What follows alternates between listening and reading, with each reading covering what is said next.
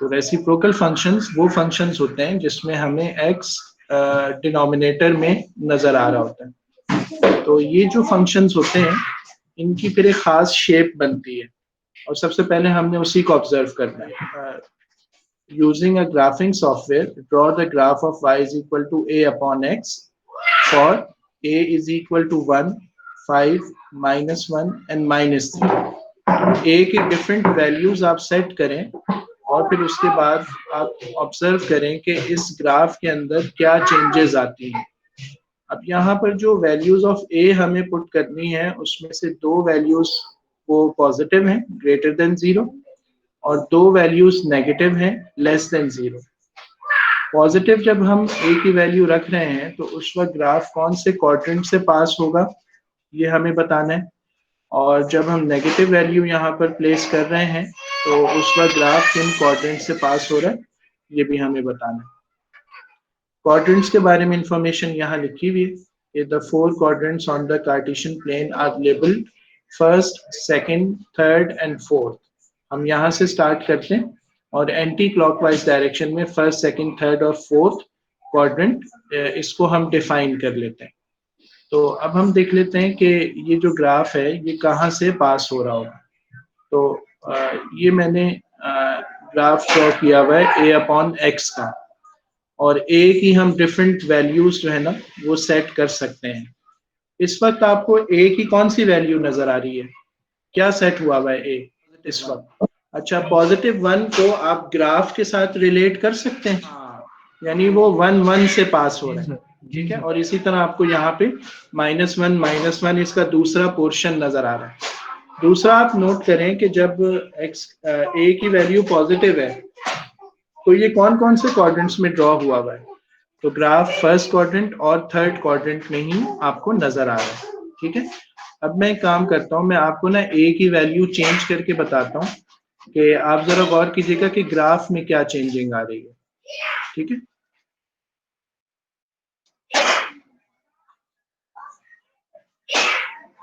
ये अभी हम जनरली देख रहे हैं ग्राफ को कि a की वैल्यू के चेंज से क्या फर्क आ रहा है। आप ऑब्जर्व करते रहें, फिर मैं आखिर में पूछूंगा कि आपने क्या चीज देखी है।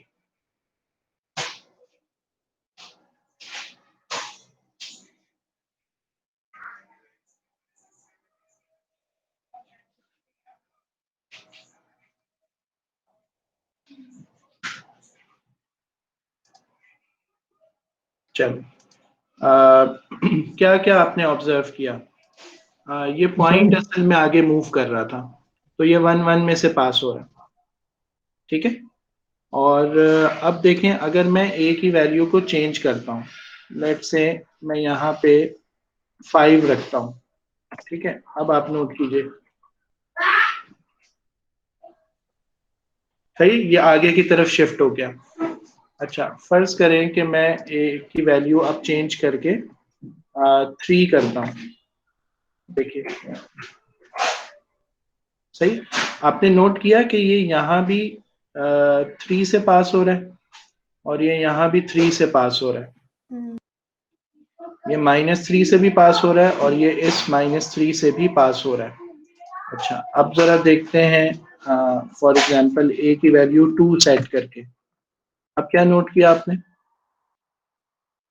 ये अब 2 और इस 2 से पास हो रहा है, -2 और -2 से पास हो रहा है, ठीक है। और अगर हम लेट्स से 4 सेट करेंगे तो हम क्या एक्सपेक्ट करेंगे, देखें y एक्सिस की वैल्यू 4 इस पॉइंट से भी पास हो रहा है और x एक्सिस की वैल्यू 4 ये उस पॉइंट से भी पास हो रहा है, और इसी के दरमियान इसकी ये सारी ना ट्रांजिशन है, टर्निंग है, सही। तो एक दफा दोबारा देखते हैं, मैं इसको स्टार्ट करता हूँ, ठीक है। ये a की वैल्यू इंक्रीज हो रही है, तो ये कैसे चेंज हो रहा है।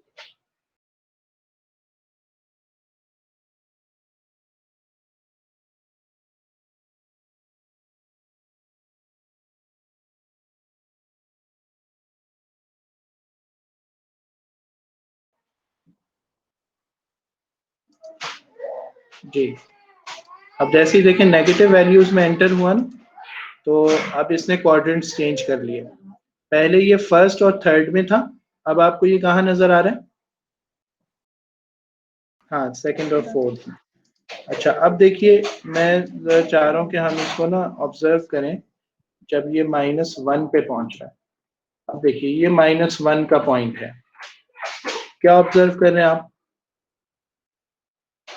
1 से पास हो रहा है सेकंड क्वाड्रेंट में भी, यानी वो असल में -1 और 1 है, और यहाँ पे 1 -1 से पास हो रहा है।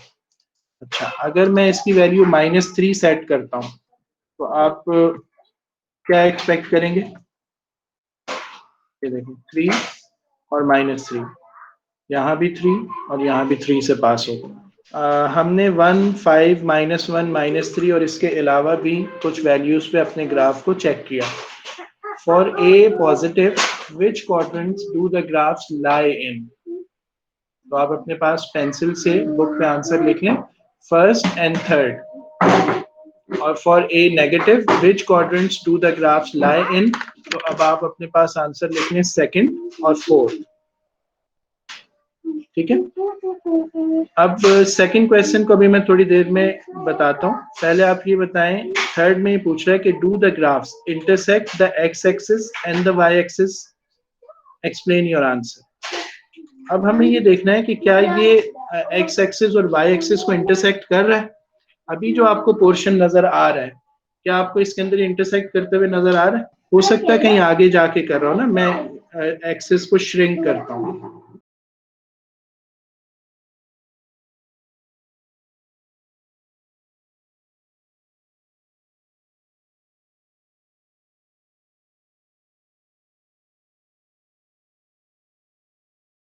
अब जैसे देखें, हो सकता है कि किसी को ये फील हो कि शायद 10 के बाद 20 पे ये कट कर रहा है, या एक्स एक्सिस वाई एक्सिस से पास हो रहा है। अब हम जरा 20 पे जाके सिचुएशन देख लेते हैं। देखें क्या देखा आपने, 20 पे ये टच कर रहा है या नहीं कर रहा? नहीं कर रहा? चलें वापस लाता हूँ इसको मैं। अब आप कोई नंबर बताएं जिसपे आपको लग रहा है कि ये टच तो कर रहा होगा। फॉर एग्जाम्पल एक दफा और चेक कर लेते हैं, हो सकता है कि हाँ 100 पे देख लेते हैं कि 100 पे क्या सिचुएशन। जी देखिए, क्या 100 पे टच कर रहे हैं? नहीं टच कर रहा। ठीक है, तो रेसिप्रोकल फंक्शन की खुसूसियत ये है कि ये कभी भी एक्स एक्सिस और वाई एक्सिस उनको टच नहीं करता। जैसे जैसे वैल्यूज इंक्रीज होती जाती हैं, हम कहते हैं कि it keeps getting closer to the axis. ये एक्स एक्सिस से भी और करीब होता जाएगा, वाई एक्सिस से भी और करीब होता जाएगा, लेकिन कभी भी टच नहीं करेगा। फॉर एग्जाम्पल मैं वाई एक्सिस के 100 पे जाके देखता हूँ कि वहां पे क्या सिचुएशन है। क्या ये हो सकता है वाई एक्सिस को टच कर रहा हो? तो हमने देखा कि ये वाई एक्सिस की 100th वैल्यू पर भी उसको टच नहीं कर रहा है। ओके, उसकी वजह क्या है? अगर आप देखें ये फंक्शन किस नौयत का है, तो इसमें है फॉर एग्जांपल 1/x, हम 1/x को कंसिडर करते हैं। जैसे जैसे आप x की वैल्यू इंक्रीज करेंगे ना, तो ओवरऑल आंसर डिक्रीज होना शुरू हो जाएगा। जैसे आप 1 के नीचे 1 पुट करेंगे तो 1/1 1 हो जाएगा। फिर आप x की वैल्यू 2 करेंगे, सो 1/2 0.5 हो जाएगा। फिर आप 1/4 पुट करें तो 0.25 हो जाएगा। 1/10 पुट करें 0.1 हो जाएगा। आप x को इंक्रीज करते जाएं, y का जो आंसर आ रहा होगा वो डिक्रीज होता जाएगा। लेकिन x की आप कितनी भी बड़ी वैल्यू पुट कर लें, ये एग्जैक्टली जीरो कभी भी आंसर नहीं देगा, क्योंकि ग्राफ उस वक्त x एक्सिस को कट करेगा when y will be equal to 0, और y एग्जैक्टली 0 से इक्वल कभी भी नहीं हो सकता।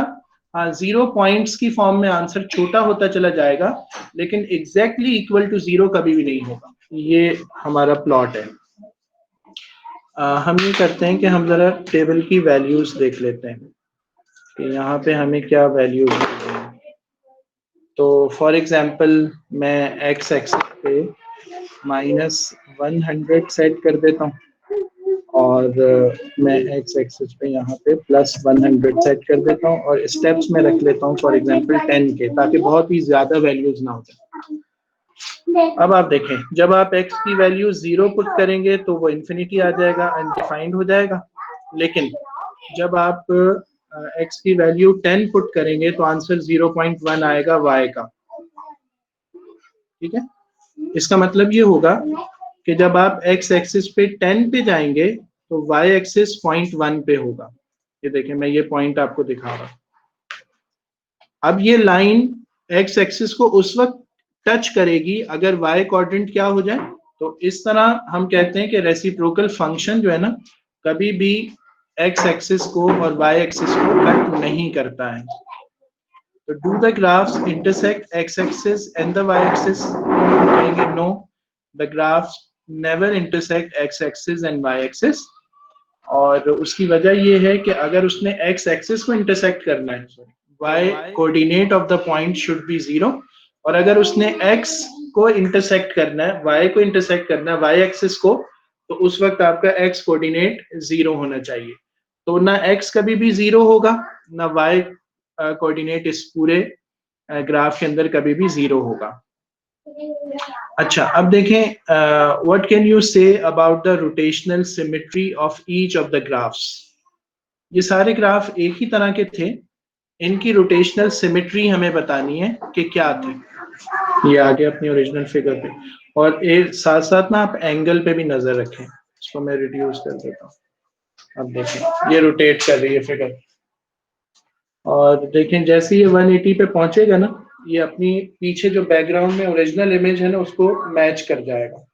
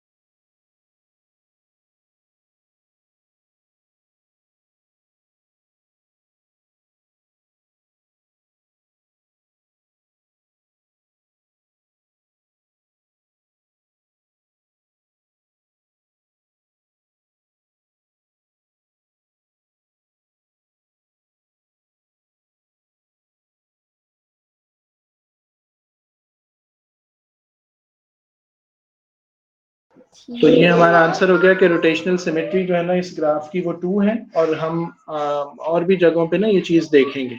अच्छा खैर, अब हम देख लेते हैं हमने क्या क्या ऑब्जर्व किया।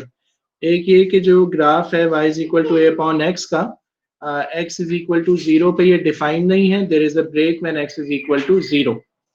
अच्छा, दूसरी बात, रोटेशनल सिमेट्री का ऑर्डर इसका 2 है about the origin, that is it maps onto itself twice by rotation in 360 degree। अगर a पॉजिटिव है तो आपका ग्राफ फर्स्ट और थर्ड क्वाड्रेंट में है, और अगर a की वैल्यू नेगेटिव है तो आपका जो ग्राफ है वो सेकंड और फोर्थ क्वाड्रेंट के अंदर है। ये सारी चीजें हमने ऑब्जर्व कर ली हैं। Consider the graph in figure 3, 7.31 y is equal to a/x. A positive, the graph consists of two parts that lies in first and third quadrant. In first quadrant, we observe that as x increases, y decreases. जैसे जैसे x की value increase होती जाएगी, y की value decrease होती जाएगी। As x approaches 0, y becomes very large। लेकिन जैसे जैसे x की वैल्यू डिक्रीज करके आप 0 की तरफ लाएंगे ना, y becomes very large। So a is equal to 1 के लिए function y is equal to 1/x बनेगा। अगर हम x को बहुत छोटा कर दें तो y बहुत ज्यादा बड़ा हो जाएगा। तो यानी जैसे ही आप x की वैल्यू को 0 की तरफ लाएंगे ना, तो y की वैल्यू बहुत ऊपर चली जाएगी। ये अराउंड 1 मिलियन है, अराउंड नहीं बल्कि एग्जैक्टली 1 मिलियन है। तो कह रहे हैं as the positive value of x decreases, the value of y increases rapidly and it gets very close to the y axis. We say that the value of y approaches infinity, written as y tends to infinity. Arrow का मतलब है it tends to, या ये almost equal है infinity के, but it is not equal to infinity. अच्छा, as x becomes very large, अगर आप x को बहुत बड़ी वैल्यू असाइन करेंगे तो y अप्रोचेस जीरो, यानी y ऑलमोस्ट जीरो होता चला जाता है, लेकिन एग्जैक्टली कभी जीरो नहीं होगा। तो अगर x की वैल्यू आप 1 मिलियन ले लें तो y की वैल्यू 0.000001 इतनी छोटी हो जाएगी। The curve gets very close to x axis and y axis but never touches them. ये इंपॉर्टेंट कंक्लूजन है जो हमने देखा भी। Can you describe the part of the graph that is in the third quadrant? जैसे जैसे x increase होगा y की जो नेगेटिव वैल्यू है ना वो भी इंक्रीज होती जाएगी, और जैसे x जीरो को अप्रोच कर रहा होगा y नेगेटिव साइड पे किसको अप्रोच कर रहा होगा? इंफिनिटी को। ठीक है, और जैसे जैसे आप x की वैल्यू डिक्रीज करेंगे, असल में माइनस में नंबर जितना बड़ा होता जाएगा ना वो असल में रिड्यूस होता चला जाएगा। तो जितना नंबर आप नेगेटिव साइड पे इंक्रीज करेंगे y की वैल्यू उतनी डिक्रीज होना शुरू हो जाएगी, यानी वो जीरो की तरफ जाना शुरू हो जाएगी। लेकिन अगेन इस क्वाड्रेंट में भी ये कर्व कभी भी x एक्सिस और y एक्सिस को टच नहीं करेगा। अच्छा, ये कह रहे हैं what are the equations of the line of symmetry when the graph is y is equal to ax और a पॉजिटिव हो या नेगेटिव हो। तो मिसाल के तौर पर ये जो है ना आपके पास ग्राफ बना हुआ है, तो इसमें लाइंस ऑफ सिमेट्री कितनी हैं?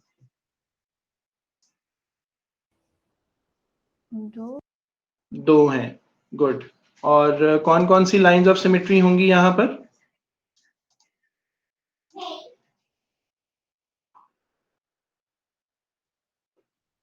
जी, लाइंस ऑफ सिमेट्री कौन कौन सी होंगी?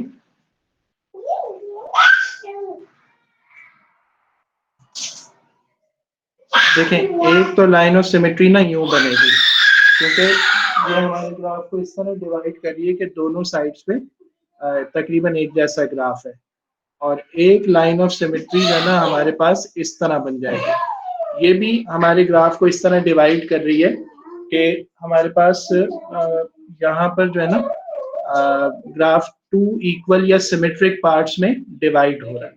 आपने अगर इक्वेशंस बतानी है ना तो ये वाली लाइन जो मैंने बनाई है ये होगी y is equal to x की इक्वेशन, 45 डिग्री पे होगी, y is equal to x की इक्वेशन है। अच्छा, अगर हम इस लाइन की इक्वेशन बताना चाहें तो ये इक्वेशन होगी y is equal to minus x, ये 135 डिग्री पे अलाइंड है। अच्छा, यहाँ पे कितनी लाइंस ऑफ सिमेट्री बनेंगी? अगेन उसी तरह से दो लाइंस ऑफ सिमेट्री बनेगी, एक ये वाली y is equal to x, और एक और लाइन बनेगी y is equal to minus x की लाइन। यहाँ पर भी इसी तरह से दो लाइंस ऑफ सिमेट्री आपके पास बन गई विद द सेम इक्वेशंस। तो इस तरह हमने लाइंस ऑफ सिमेट्री को भी डिस्कस कर लिया।